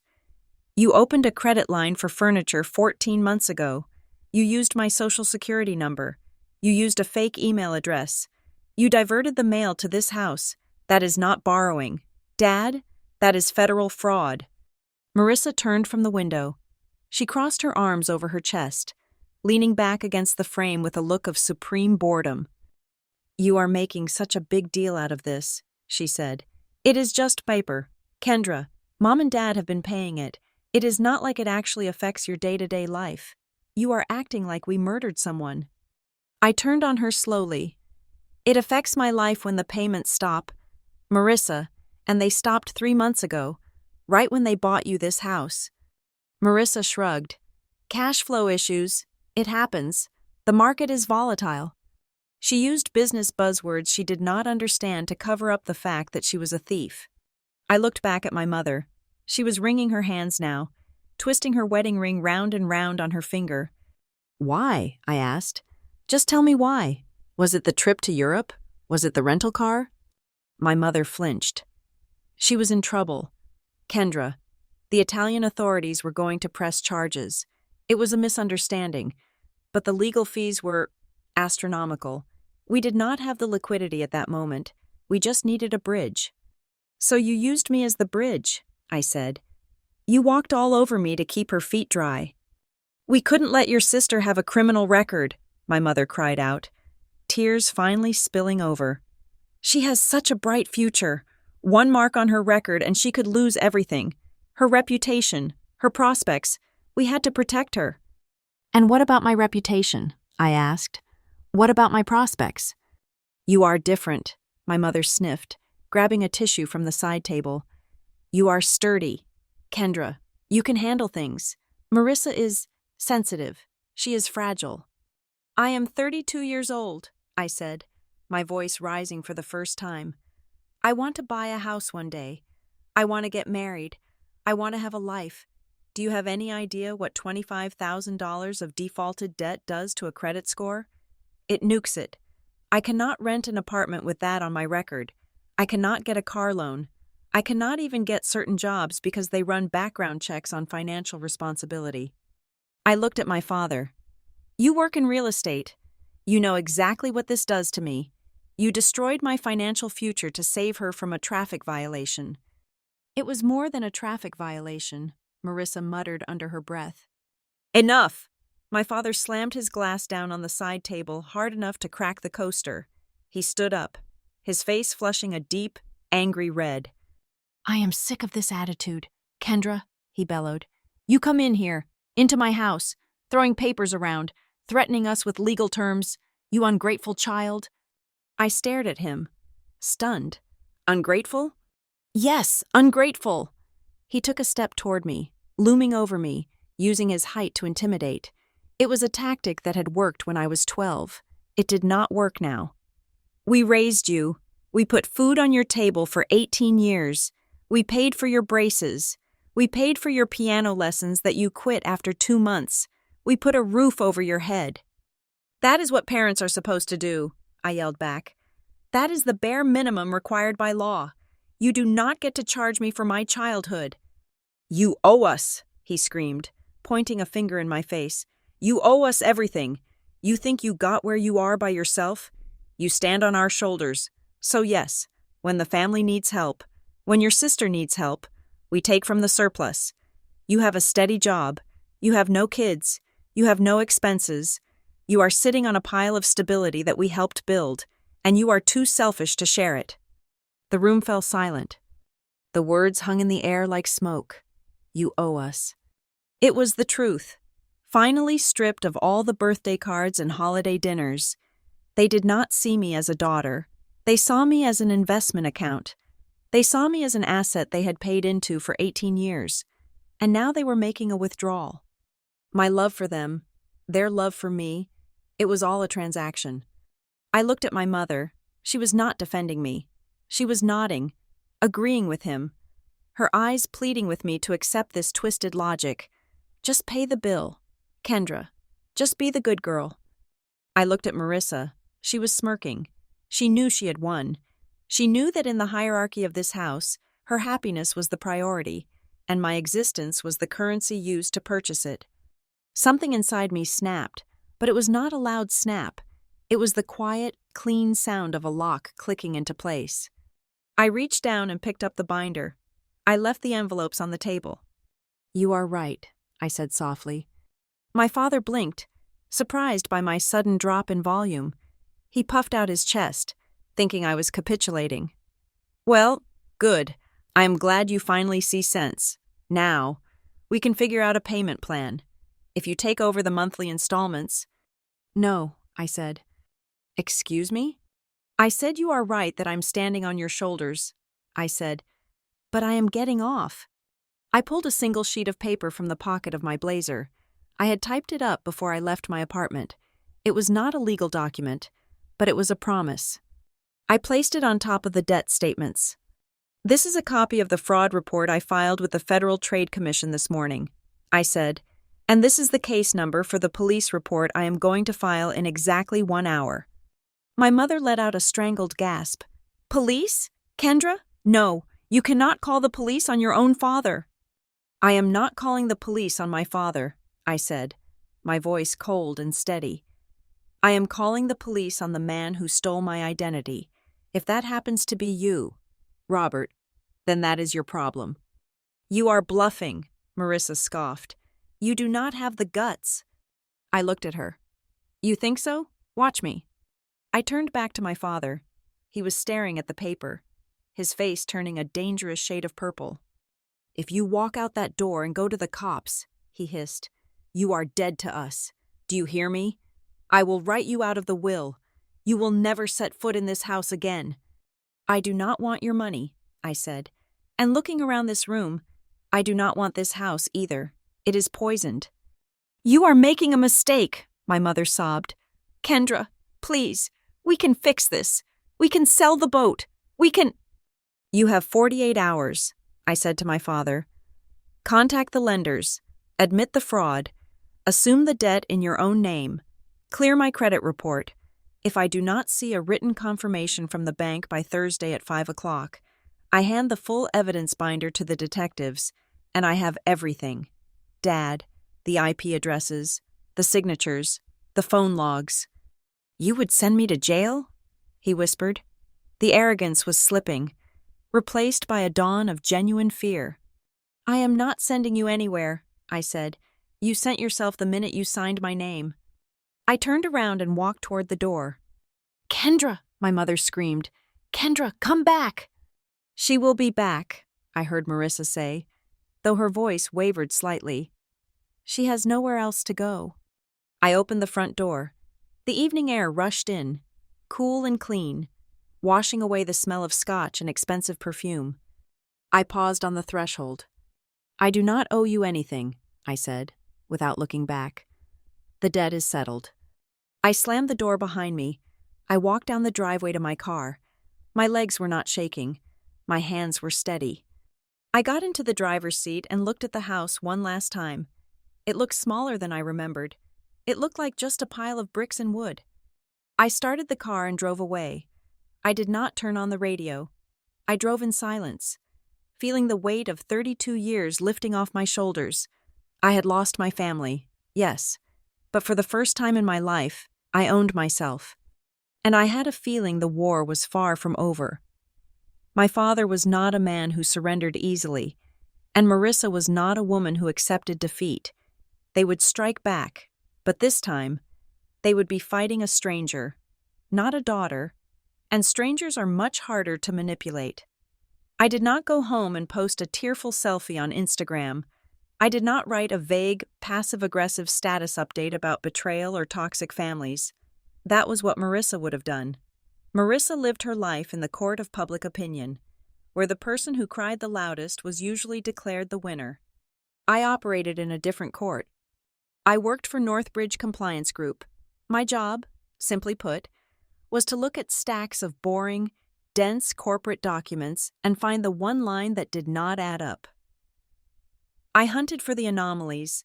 I looked for the expense report that was submitted at 2 a.m, or the vendor invoice that had the same address as the employee's cousin. I knew how fraud worked. I knew that amateurs always made the same mistake. They thought the crime ended when they got the money. They never realized the crime lived on in the paperwork. My father thought I had given him 48 hours to confess. In reality, I had given myself 48 hours to make his confession irrelevant. I sat at my desk, 3 monitors humming in the dark room. I treated my family not as relatives, but as a hostile entity under audit. Step 1 was to lower their guard. If I maintained the aggressive, "I am going to the police" stance I had displayed at the house, they would lawyer up. My father would shut down. He would start hiding assets. He would delete emails. I needed them to believe that my anger was fading and that my old programming, the obedient, fix-it-all daughter, was kicking back in. I picked up my phone. It was 9 o'clock at night. I sent a text to my mother.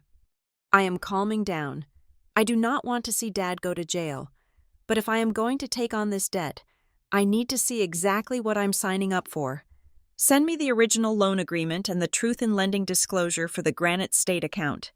I need to see the interest rate structure before I agree to anything." It was the perfect bait.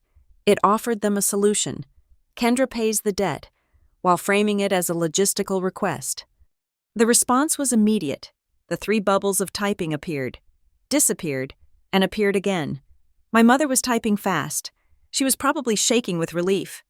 "Oh, honey, thank God. I knew you would be reasonable. We are so sorry. We just want to put this behind us. Dad is finding the PDF now." 10 minutes later, an email landed in my inbox. "Loan agreement, K. Holloway." I did not reply. I opened the file. It was a standard unsecured personal loan agreement. $25,450. Interest rate of 12%. I scrolled past the numbers. I was looking for the metadata. I looked at the electronic signature page. There it was. Kendra Holloway. A digital stamp. But below the signature, there was a timestamp and an IP address log. This was standard for services like DocuSign or Adobe Sign to prove the signer's identity. Signed, October 14th, 2022, 10:30 in the morning. I pulled up my work calendar from 2 years ago. On October 14th, 2022, at 10:30 in the morning, I was not at a computer. I was on a flight to Chicago for a Northbridge training seminar. I had been in the air, without Wi-Fi, from 9 in the morning until noon. I took a screenshot of the flight confirmation. I took a screenshot of the loan timestamp. Then I looked at the IP address listed on the loan document, 68.44.192. I opened a command prompt on my computer and ran a trace. It resolved to a residential Comcast node in Maple Glen. I cross-referenced it with an old email my father had sent me from his home desktop years ago. The IP addresses matched. They had signed my name from their living room while I was 30,000 feet in the air. But the real smoking gun was in the security questions.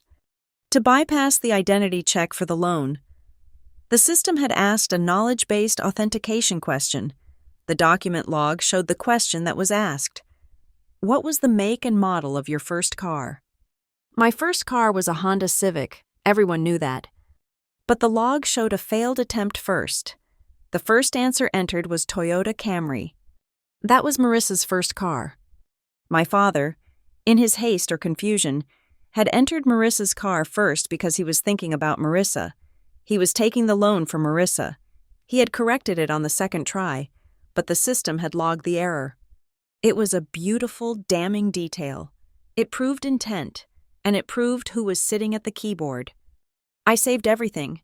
I compiled it into a new folder labeled Forensic Proof. Then I forwarded the entire chain to Uncle Grant. I added a note. Grant, keep these safe. If anything happens to my devices, or if they try to claim I signed this, you have the copy that came directly from Mom's email address. Grant texted back 2 minutes later. Got it. This is bulletproof, kid. They dug their own grave. I leaned back in my chair. I had the technical proof. Now I needed the motive. I needed them to admit why they did it, in writing. I looked at my phone. It was silent. Marissa had not texted. She was probably celebrating, thinking I had caved. I needed to poke the bear. I unblocked Marissa's number. I sent her a message. Mom sent the papers. I am looking at the interest. It is high. Marissa, this is going to cost me $400 a month for 5 years. I waited. She replied almost instantly. It is not that much money for you. Kendra, you have that fancy job. Besides, you are the one making this difficult. If you just signed the refinance papers Dad wanted, the rate would go down. She was still trying to manage me. She was still trying to optimize the theft. I typed back, keeping my tone flat, devoid of the rage that was burning in my gut. I just do not understand why it had to be me. Why didn't Dad take the loan? Why did you make me the victim? Marissa's reply was a wall of text. Stop acting like a victim. Dad could not take the loan because his debt-to-income ratio was too high after buying the condo for me last year. You know that. And I could not take it because of my credit score. We had no choice. Do you think I wanted to ask for help? I was stuck in Italy. Kendra, the lawyer needed 20,000 euros cash, or they were going to hold my passport indefinitely. Dad did what he had to do to get me home. You should be happy I am safe instead of worrying about a stupid credit score. I stared at the screen. There it was. She had just admitted 3 things in a single paragraph. First, she admitted that my father was the one who took the action. Dad did what he had to do. Second, she admitted the specific use of the funds. The lawyer needed 20,000 euros cash. Third, and most importantly, she admitted that they knowingly bypassed me because they had no choice, confirming that it was done without my consent. I took a screenshot. I scrolled up and took another one. Then I asked one final question. The trap. So you want me to pay off the debt that was used to pay your legal settlement in Italy? You want me to clean up your crime? I held my breath. If she was smart, she would stop. She would realize I was leading her. But Marissa was not smart. She was entitled. And entitlement makes people sloppy because they believe they are owed the outcome they want. Yes, she replied. I want you to pay it because you can, and I cannot. That is what family does. We share the burden. Stop being so selfish and just fix it, so Mom stops crying. Captured. I saved the screenshot. I now had the technical evidence of the forgery and the written confession of the beneficiary. I felt a strange sensation. It was not happiness. It was the cold satisfaction of a mechanic who has finally diagnosed a catastrophic engine failure. I stood up and walked to my window. The city lights of Redwood Harbor twinkled in the distance. Somewhere out there, in the suburbs, my parents were probably pouring a drink, congratulating themselves on handling me. They thought the text I sent to my mother was a white flag. They thought they had successfully bullied me back into submission. They had no idea that I was not preparing a check. I was preparing a dossier. I looked at the clock. It was 11:30. I had promised them 48 hours. I had 36 left. But I was not going to wait that long. I opened my work email. I composed a new message, but this time, I did not address it to my parents. I addressed it to the fraud department at Granite State Lending, and I carbon copied the fraud division of the Redwood Harbor Police Department.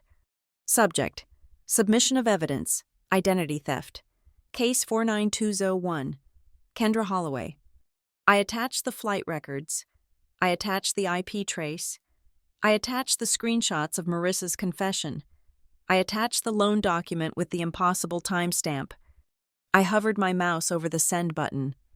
My father's voice echoed in my head. "We raised you. You owe us." He was right. They had raised me. They had raised me to be meticulous. They had raised me to be responsible. They had raised me to clean up messes. And that was exactly what I was doing. I was cleaning up the mess they had made of my life. I clicked send. The email whooshed away. There was no turning back now. The mechanism of the law had been engaged. It was not a family dispute anymore. It was a criminal investigation. I sat there for a moment, listening to the hum of my computer fan. Then my phone buzzed again. It was my mother. "Dad says thank you for being a good daughter. We knew you would do the right thing." I looked at the message. I did not feel guilt. I felt a profound sense of irony. "I am doing the right thing. Mom, I thought, I am finally doing exactly what you taught me. I am telling the truth." I put the phone in Do Not Disturb mode. I went to the kitchen and made myself a cup of tea. Tomorrow, the real storm would hit. The police would review the file. The bank would freeze the assets associated with the fraud, which likely meant my parents' accounts, since that was where the payments had originated. They would wake up to frozen cards and a phone call from a detective. And the best part? I would not have to say a word. I would be at work, sitting in my cubicle, watching the compliance metrics, knowing that for the first time in history, the Holloway family was finally being audited. Marissa had said that if I made a big deal, the whole family would hate me. She was right. They would hate me. But they would also fear me. And after 32 years of being the doormat, I decided that fear was a much more useful currency than false love. I took a sip of tea. It was hot, bitter, and strong, just like the medicine they were about to swallow. The morning after I sent the evidence to the fraud department, I did not go to the police station. I went to the county clerk's website. My job at Northbridge Compliance taught me a fundamental truth about white-collar crime. It is never just one thing. People who are willing to forge a signature on a loan document do not stop there. The loan for $25,000 was a stopgap, a desperate attempt to plug a hole, but the house, the 4-bedroom colonial on the cul-de-sac, was a massive financial maneuver. My father was a real estate developer. He knew how to move assets. He knew how to bury liabilities. And for the first time, I looked at that house not as a gift to my sister, but as a transaction that needed to be audited. I sat in my cubicle with a cup of lukewarm coffee, pulling up the property records for the address on Willow Creek Lane. The screen refreshed. Owner of record, the M. Holloway Living Trust. That seemed normal enough. Wealthy families often put property in trusts to avoid probate taxes. But then I looked at the transaction history. The house had been purchased 45 days ago. The sale price was $450,000, but there was no mortgage recorded against the property in the main index. My parents had claimed they bought it outright. which fit their narrative of being the benevolent, wealthy saviors. But when I dug into the supplemental liens tab, the place where private lending and secondary judgments live, I found there was a lien against the property. It was not from a bank. It was from a private holding company called Obsidian Capital. The amount was $400,000. My parents hadn't bought the house with cash. They had taken out a hard money loan, a high-interest, short-term loan usually used by flippers who need cash fast and do not qualify for traditional financing. These loans have brutal terms. If you miss a payment, they do not just foreclose, they seize the asset immediately. I stared at the document. Why would my father, a man with perfect credit, or so I thought, resort to a predatory lender to buy a house for Marissa? Then I clicked on the guarantor link. A hard money loan always needs a guarantor, someone who signs on the dotted line to say, "If the trust does not pay, I will." I expected to see my father's name. Instead, I saw a signature that made the room spin. Kendra E. Holloway. I felt the blood drain from my face. I had not signed this. I had never heard of Obsidian Capital. But then, a memory clawed its way to the surface. 2 months ago, a Sunday afternoon barbecue at my parents' house. It was right before the graduation party, before the gym membership, before the war started. We were eating burgers on the patio. My father had come out with a folder. "Kendra, honey," he had said, wiping ketchup from his lip. "I am updating the beneficiary details for the family estate. Just standard stuff to make sure you and Marissa are taken care of if Mom and I get hit by a bus. I need you to sign the acknowledgement that you are willing to be the executor if the time comes." He had flipped to the last page. He had covered the text with his hand, pointing only to the signature line. "Sign here and here." I had signed because I trusted him. I had signed because I was eating a burger and thought I was being a good daughter helping her aging parents plan for the future. I was not signing an executorship. I was signing a personal guarantee for a $400,000 high-interest loan. I closed the browser tab. My hands were shaking so hard I spilled coffee on my desk. The graduation party, the applause, the gift of the house. It was all a theater production. They hadn't given Marissa a house. They had bought a house using my creditworthiness as the collateral, put Marissa in it to live like a queen, and left me holding the bomb. If Marissa missed a payment, or rather, if my parents ran out of money to pay Obsidian Capital, the lenders would not go after the house. They would come after me.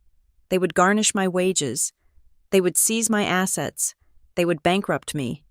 The gym membership wasn't a joke. It was a distraction. They gave me a piece of plastic so I would be too busy feeling insulted to look at the paperwork. My phone buzzed. It was Uncle Grant. "Grant. Hey, kid. I did some digging like you asked. I talked to a buddy of mine who plays golf with your dad. Robert has been bragging at the club." Me. What did he say? Grant. He said he pulled off the deal of the century. Said he managed to secure a luxury property for Marissa without touching his own credit utilization. He told the guys he kept it in the family by using the most reliable name on the roster. Reliable. That was the word they always used for me. Kendra is reliable. It wasn't a compliment. It was a target. Me. He used me. Grant. He made me the guarantor on the house loan. I think he tricked me into signing the papers at the barbecue in April. Grant. Jesus. Kendra. That is evil. You need to get out of there. You need to call the lawyer. I put the phone down. I did not need a lawyer yet. I needed to breathe. The scope of the betrayal was so vast, it was almost impressive. They had built an entire lifestyle for Marissa on the foundation of my financial identity. They had hollowed me out and worn my skin to the bank. I left work early again. I could not focus. I walked to my car in the parking structure, my heels clicking on the concrete. The sound echoed, lonely and sharp. I reached my car and stopped. Marissa was leaning against the driver's side door. She was not wearing her usual designer outfit. She was wearing sweatpants and a t-shirt. Her hair was pulled back in a messy bun. She looked like she hadn't slept in 3 days. But she wasn't crying. There were no tears this time. Her face was set in a mask of pure, unadulterated rage. "You," she hissed. I stopped 10 feet away. I clutched my bag tighter, feeling the weight of the evidence binder I carried everywhere now. "Get away from my car, Marissa." "You froze the accounts," she said. Her voice was low, trembling with fury. "I went to the grocery store this morning. My card was declined. The joint account Mom shares with me? Frozen. Dad's card? Declined." "That is what happens when there is a fraud investigation," I said calmly. "The bank locks everything down." "You ruined everything!" she screamed, pushing herself off the car and taking a step toward me. A few people walking to their cars looked over, startled. Marissa didn't care. "We had a plan. Dad had it all figured out. He was going to refinance the house in 6 months once the rates dropped. You just had to sit there and do nothing. You just had to be a sister." "I am not your sister," I said. "I am your co-signer. There is a difference." "Do you know what you have done?" She spat. "Dad is talking about bankruptcy. Mom is having a panic attack. And me? I have to move out. I have to leave the house because Obsidian Capital called Dad this morning and said the guarantor, that is you witch, revoked authorization. I hadn't revoked it yet. The bank must have flagged the suspicious activity across all connected profiles." "Good," I said. "Good?" She looked at me with wild eyes. "I am losing my home. I just moved in. I have friends coming over next week. How am I supposed to explain that I'm being kicked out?" "Tell them the truth," I said. "Tell them your parents bought it with stolen money and the bank took it back." "I hate you," she whispered. "I have always hated you. You think you are so perfect with your little job and your little apartment. You are jealous. You have always been jealous because I am the one they love. I am the one they want to be happy. You are just the help." The words hung in the humid air of the parking garage. The help. It was the most honest thing she had ever said to me. I looked at her. I looked at the sister I had protected on the playground, the sister I had tutored in math, the sister I had bailed out a dozen times. I didn't see a family member. I saw a parasite that was finally starving. "You are right," I said softly. "I was the help. I was the safety net. I was the bank." I took a step closer to her. She flinched, expecting me to hit her. "But the bank is closed, Marissa," I said, "and the help just quit." "You are going to fix this," she threatened, though her voice wavered. "Dad is going to make you fix this. He knows lawyers. He knows people." "Dad signed my name on a federal loan document," I said, "and I have the IP address to prove it. If he hires a lawyer, the first thing that lawyer is going to tell him is to plead guilty to avoid prison time." Marissa's mouth opened, but no sound came out. The reality of the situation was finally piercing through her delusion. You would send Dad to prison?" "I didn't commit the crime," I said. "I am just the witness." I unlocked my car. "Move, Marissa." She did not move. She stood there, staring at me with a look of pure hatred. "You will regret this," she said. "You are going to be all alone. No family, no Christmas, no birthday calls. You are going to rot in that apartment." "Maybe," I said, "but I will be debt-free." I got into the car and locked the door. Marissa banged her fist on the window once, a hollow, impotent thud. I started the engine and backed out. As I drove down the ramp, my heart was pounding, but my mind was clear. I had uncovered the house scheme. I had frozen their assets. I had stripped them of their ability to use me. But as I merged onto the street, a thought occurred to me. The hard money loan was $400,000. The personal loan was $25,000. The furniture was $12,000. My father was a developer. He dealt in millions. Why was he stealing relatively small amounts from his daughter? If he was desperate enough to forge my signature for $25,000, and desperate enough to take a predatory loan for the house, it meant the rot went much deeper than just Marissa's lifestyle. The Holloway empire wasn't just having cash flow issues, it was insolvent.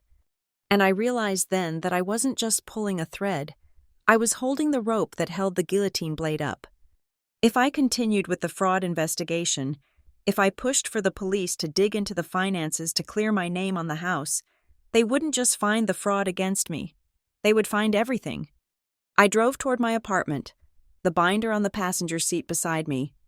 I had the power to destroy them completely. Not just embarrass them, not just inconvenience them. I had the power to expose a lifetime of financial mismanagement that my father had likely been hiding for years. The question wasn't whether I could win. The question was whether I was ready to be the executioner of my own history. I parked my car. I walked up to my apartment. I checked the camera feed. No movement. I went inside and sat on the couch. I picked up the phone. I had one more call to make. Not to the police, not to the bank. I dialed the number for Obsidian Capital. "This is Kendra Holloway," I said when the agent answered. "I am listed as the guarantor on the property at Willow Creek Lane. I would like to discuss the terms of the immediate surrender of the asset. I wasn't going to wait for them to foreclose. I was going to hand them the keys myself." It was time to evict my sister. The conference room at the Henderson and Associates Mediation Center was cold, sterile, and smelled faintly of lemon polish and fear. I had chosen this location deliberately. It was neutral ground. It was expensive. And most importantly, it had a witness. Mr. Henderson, a notary and legal mediator with a face made of stone, sat at the head of the heavy oak table. My family sat on one side. I sat on the other. My father, Robert, was wearing his best suit, but his tie was slightly crooked, a small detail that betrayed his internal chaos. My mother, Diane, looked small and withered, clutching her purse as if it contained the last of her dignity. Marissa sat between them, refusing to look at me, staring aggressively at a scuff mark on the wall. "We are here," my father said, his voice booming in the quiet room, trying to establish dominance before the clock even started. "Let's get this over with. Kendra, you have made your point. You have embarrassed us enough." "I have not even started. Robert," I said. I did not call him Dad. That title had been revoked when he signed my name to a felony. I opened my binder. The sound of the metal ring snapping open was loud and sharp. "Mr. Henderson," I said, turning to the mediator. "What you are about to see is a chronological timeline of identity theft, wire fraud, and grand larceny committed against me by the three people sitting across from me." "Objection!" Marissa snapped. "We did not steal anything. We just borrowed—" "Silence," Mr. Henderson said calmly. "Let Ms. Holloway speak." I laid out the documents, one by one, sliding them across the table like playing cards. "Exhibit A," I said. "The Granite State Lending Loan Agreement for $25,450, originated October 14th, 2022. The IP address traces back to the Holloway residence. The timestamp places me on a flight to Chicago." I slid the flight manifest across the table. My father did not touch it. He just stared at it, a muscle in his jaw twitching. "Exhibit B," I continued. "The Lux Interiors. Credit line, $12,000 in furniture, delivered to an address that was not mine, signed for by a Kayode Holloway, while I was at a dental appointment. I have the dentist's affidavit here." I placed the affidavit on top of the pile. "And Exhibit C," I said, my voice dropping an octave. "The confession." I placed the screenshot of Marissa's text message on the table. The font was large enough to read from a distance. "Dad did what he had to do. You should be happy I am safe. This text message," I told Mr. Henderson, "confirms that the loan was taken out with the express knowledge of the beneficiaries, to pay for a legal settlement in Italy for Marissa Holloway. It confirms intent. It confirms conspiracy." My mother let out a sob. "Kendra, please, why are you doing this? We are your family." "That is the only reason you are not in handcuffs right now," I said. "I have drafted a settlement agreement. It is very simple. You, Robert, and Diane Holloway will sign a notarized admission of liability. You will assume full responsibility for the Granite State loan, the Lux Interiors debt, and any other outstanding liabilities attached to my Social Security number. You will pay them off in full within 30 days. 30 days, My father laughed, a harsh barking sound. Do you think I have $38,000 sitting in a checking account? Cash is tight. Kendra, you know that. Be reasonable. I am being reasonable, I said. The alternative is that I walk out of here, drive to the precinct, and file the police report I have already filled out. The wire fraud charge alone carries a sentence of up to 20 years. You wouldn't, Marissa sneered. You are bluffing. You don't have the guts to send your own father to prison. I looked at her. I reached into my bag and pulled out a USB drive. Twist number 1, I said softly. I plugged the drive into the laptop connected to the conference room screen. I clicked a file. The video from my kitchen played. The scraping window, Marissa climbing in, the feral eating, the sleeping on the floor.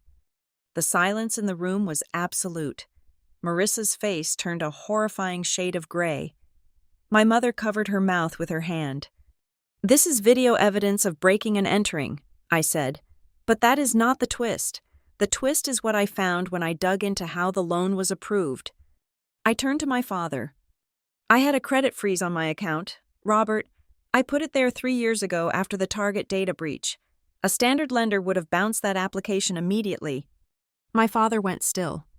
The only way that loan went through, I said, is if someone called the credit bureau, impersonated me, verified my identity using my mother's maiden name and my childhood pet's name, and temporarily lifted the freeze. That is not just fraud. That is criminal impersonation involving federal credit reporting agencies. The FBI investigates that kind of thing, not just the local cops. I leaned forward. There is no mistake defense here. You had to work hard to steal from me. You had to plan it. That makes it malicious. My father slumped in his chair. He looked old. The bluster was gone. He realized he wasn't dealing with his daughter anymore. He was dealing with a witness who had him dead to rights. What do you want? He whispered. I told you, I said. Sign the admission. Take the debt. I cannot pay it in 30 days, he said, his voice trembling. I do not have the liquidity, the business, the market is down. I know, I said. That brings me to the second twist. I pulled out the property records for the house on Willow Creek Lane, the house they had gifted Marissa. You took out a hard money loan from Obsidian Capital for $400,000, I said, and you forged my signature as the guarantor. I called them yesterday. Marissa's head snapped up. You called them? I did. I told them the signature was a forgery. I told them I was filing a fraud report. Do you know what hard money lenders do when they smell fraud, Dad? My father closed his eyes. They call the loan, I said. Obsidian Capital has accelerated the note. The full $400,000 is due immediately. No, Marissa whispered. No, that is my house. It was never your house, I said. It was a trap, and now the trap has sprung. I looked at my father. You have one asset left that has enough equity to cover the Obsidian loan and the $38,000 you stole from me. You have to sell Willow Creek Lane, immediately, to a cash buyer. You will take the hit. You will lose the down payment, but you will clear the debts. You are making us sell her house? My mother wailed. She just moved in. It is her graduation present. It is not a present. I slammed my hand on the table, startling Mr. Henderson. It is stolen property. You bought it with money you did not have, secured by a daughter you did not ask. It is over, Mom. The charade is over. Marissa stood up. She looked like she was going to be sick. You did this, she screamed at me, tears streaming down her face. You were jealous. You couldn't stand that I won, so you burned it all down. You didn't win, Marissa, I said calmly. You were the anchor that sank the ship, and I just cut the rope so I wouldn't drown with you. I pushed the papers toward my father. Sign, I said. Sign the papers. Robert, admit the debt is yours. Admit the guarantor's signature is a forgery. If you sign, I walk away. I don't post the video. I don't call the FBI. The house gets sold, the debts get paid, and you get to keep your freedom. If you don't sign, I call the detective right now. My father looked at the papers. He looked at Marissa, who was sobbing into her hands. He looked at my mother, who was staring at the floor. He picked up the pen. His hand shook as he signed. He signed the admission of liability. He signed the transfer of debt. He signed the affidavit stating that Kendra Holloway had no knowledge of the Obsidian guarantee. Mr. Henderson stamped each document with a heavy, rhythmic thud-thud. It sounded like a gavel. When it was done, my father pushed the stack back to me. "Are you happy?" he asked.